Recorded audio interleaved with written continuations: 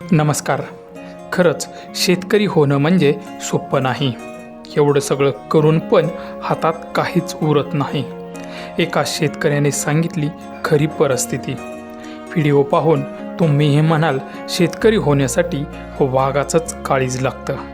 Video पुढे पाहण्याआधी चॅनलवरती तुम्ही नवीन असाल तर आपला RJ मराठी न्यूज चॅनल जरूर सबस्क्राईब करून घ्या. सध्या शेतकरी सुगीच्या कामात व्यस्त असून निसर्गाने मात्र त्याच्या पुढे मोठं संकट उभा केलं आहे.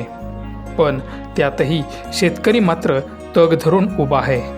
हातातोंडाला आणलेलं पीक शेतकरी अगदी जीवापाड जपत आहे.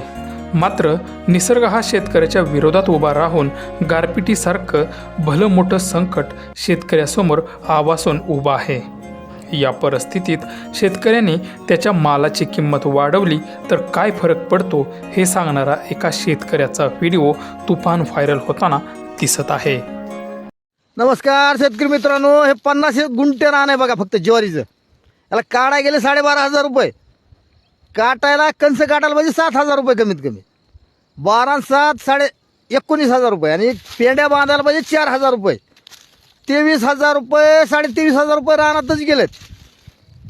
आणि हे जर घरी नेऊन गंजीला लावायचं म्हटलं तर आणखीन कमीत कमी 3-4 हजार रुपये खर्चा, म्हणजे 27,000 रुपये खर्चा 50 गुंठ्याला 1.25 एकर रुपयात.